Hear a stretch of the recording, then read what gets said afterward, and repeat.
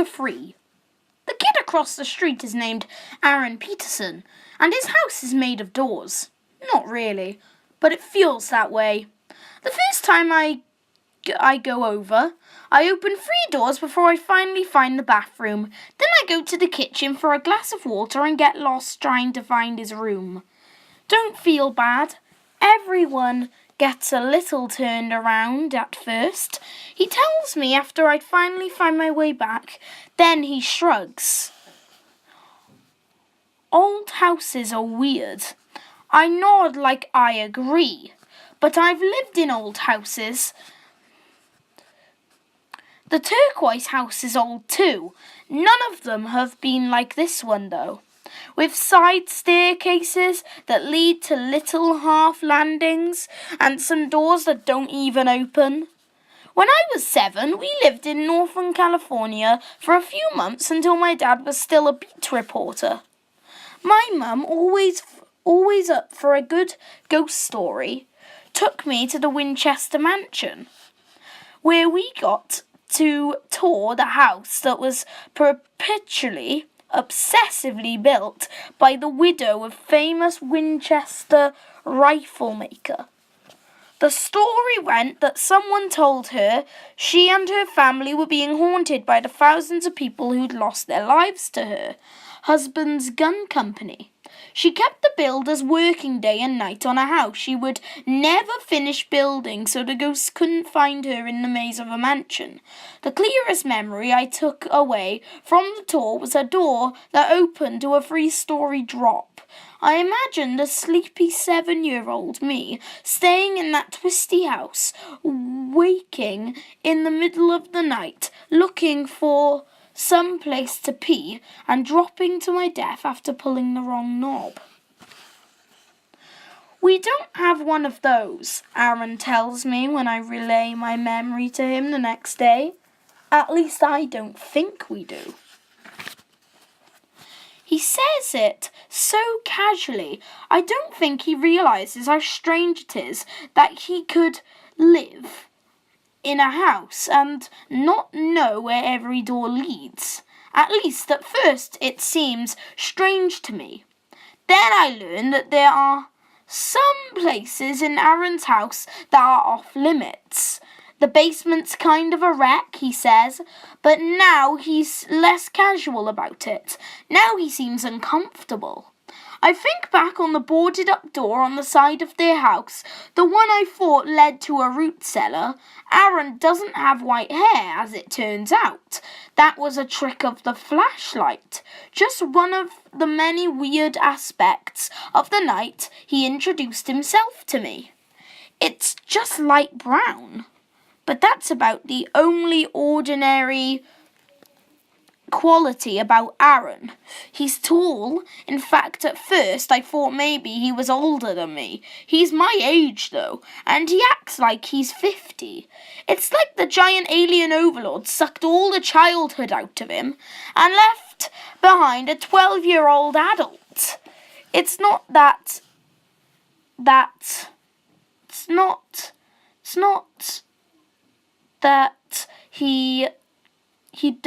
he doesn't smile or joke. He just has purpose. He's also better at picking locks than me. He can find his way into the tiniest keyhole.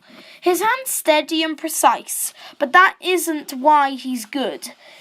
It's his patience that makes him better than me.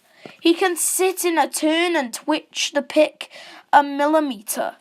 Feel for the movement, then guide the tool through a different path until, boom, the lock springs free and the door opens. I should have gone with the rake, I say, angry at myself, for not springing the hall closet upstairs that particular afternoon. I'll give you an easier one next time, he says, punching my shoulder a little too hard. I punch him back harder. Man, don't be a what? Broad shoulders and an argyle sweater emerge from a door behind us that I swear to the aliens I didn't even know was a door. Dad, this is Nikki from across the street. Nicky from across the street, Mr. Peterson says, pinching an end of his curled moustache like a cartoon villain. And he looks like he could be a villain, with his wide eyes hooded by thick eyebrows and 4 arms bigger than my legs. If not for his unmistakable dad uniform, violet blue sweater, brown pants, high socks, I'd be halfway across the street by now. He didn't ask me a question, but he's looking at me like he's waiting on an answer. We were just picking locks in your house, fighting, cursing. Mr. Peterson leans over and puts his hands on my knees. Large shoulders framing the face that's now 6 inches from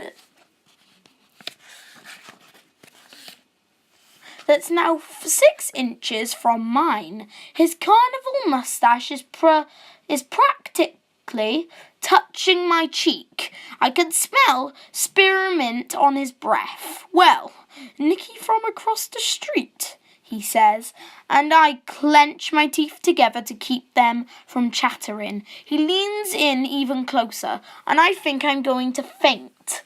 How would you like to stay for dinner? He pauses and waits for me to process what wasn't the threat it sounded like, and then his moustache lifts to reveal a row of brilliant white teeth. He leans back, tilts his head, and bellows a laugh that shakes the hallway I nearly pee myself in. I start to laugh too, because I have no idea what else to do. I feel Aaron grab my arm and drag me down the stairs, muttering something about "don't know why you have to be so weird," and shoves me down the hallway so I can gather myself and wonder if he was calling his dad weird or me. I start to head down a different hallway before Aaron redirects me. Just one more rabbit hole to fall through in his winding house. In the kitchen, Aaron's 10-year-old sister is wielding a seriously sharp knife over a yellow onion while Mrs. Peterson smokes a cigarette with her back turned. Aaron told me his mum teaches 1st grade at Ravenbrooks Elementary. Cripes. Maya, give me that. Aaron lunges forward, cutting board, and catches the handle of the knife just as Maya begins to pierce the wobbly onion against the wood. Mum asks me to. She says defensively, but she looks relieved. "You know I'm a crier," Mrs. Peterson says, exhaling a steam of smoke through the kitchen window screen.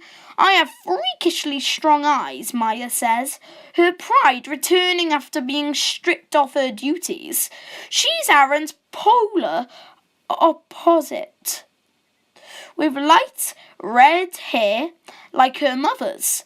She shares her mother's small frame too, with stubby little legs that make her look younger than she should. Aaron slices the onion into fine rings and sets the knife and cutting board in the middle of the kitchen island, while Maya wipes the onion skin from where it got caught on her watch. "Thanks, baby," Mrs. Peterson says, stubbing out her cigarette and planting a kiss on top of Aaron's head, then one on my head, and I turn away when my face gets hot, and for some reason Maya's face gets red too. Mrs. Peterson lets me call her Diane, but it feels so weird I've just stopped calling her anything at all. I guess she's pretty, but she reminds me so much of my mum it's nuts. I've tried to get Mum to invite the Petersons over for dinner, but Mum's formal about stuff like that.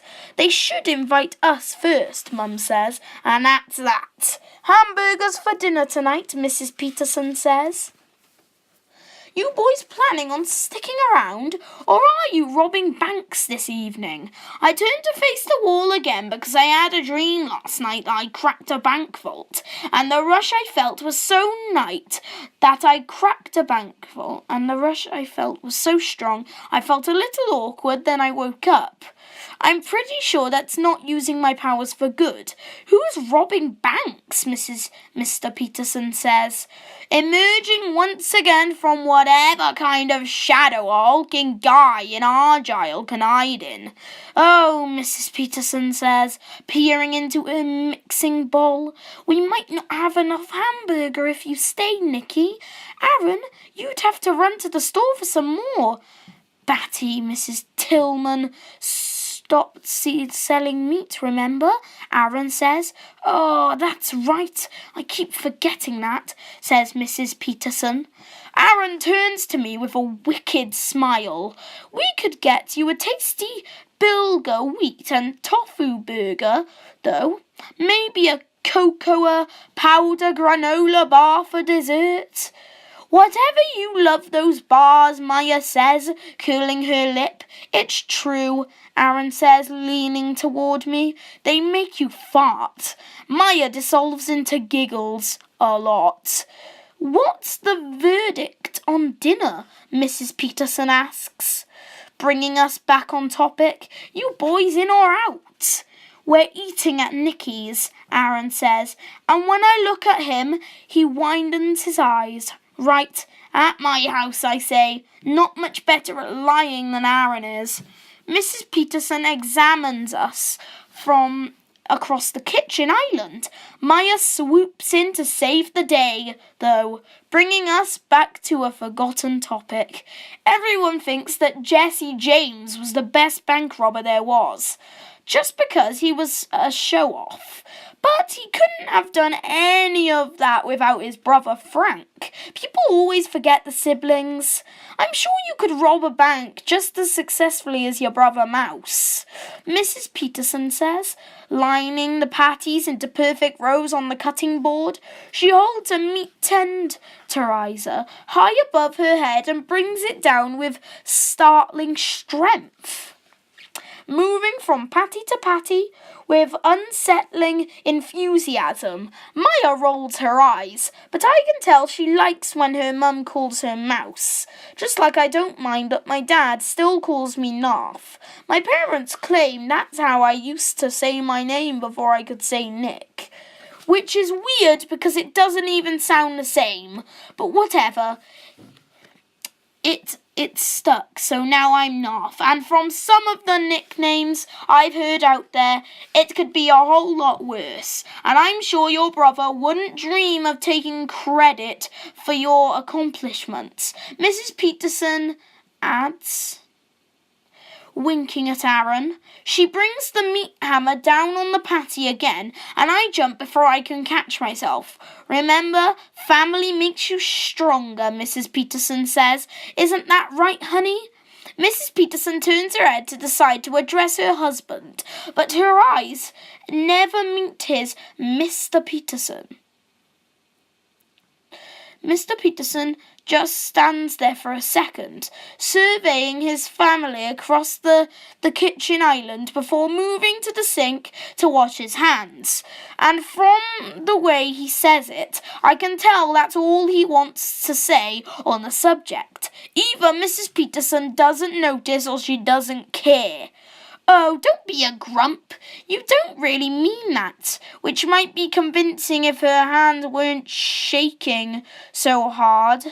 She has to set down the meat tenderizer.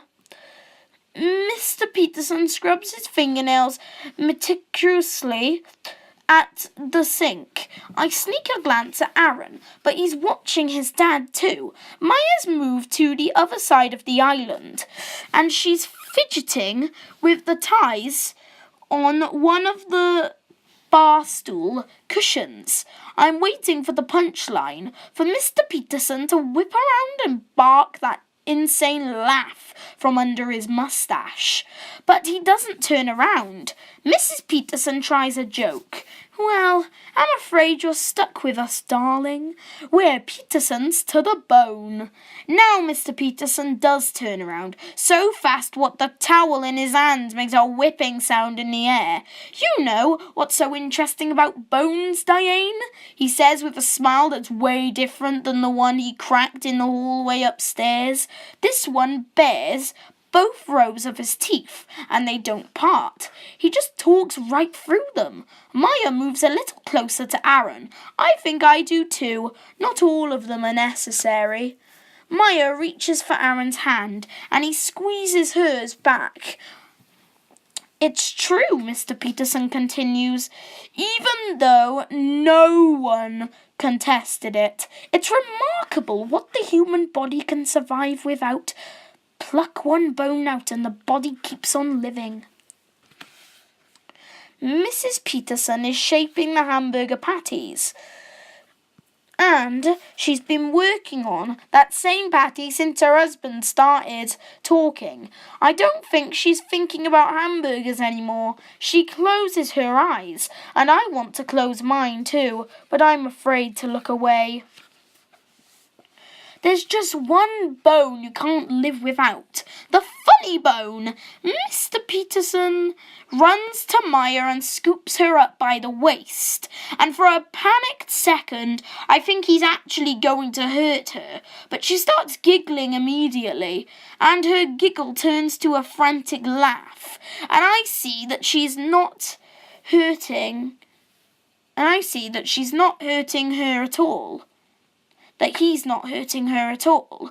He's tickling her ribs. Where's that bone? Where's that funny bone, he says, suddenly playful, and I think I misconstrued the whole scene until I look at Aaron and Mrs. Peterson, who are sharing a look I can't quite understand. It's solemn, though. Nothing like the exchange Mr. Peterson is having with Maya as he throws her over his shoulder and begins to spin her around.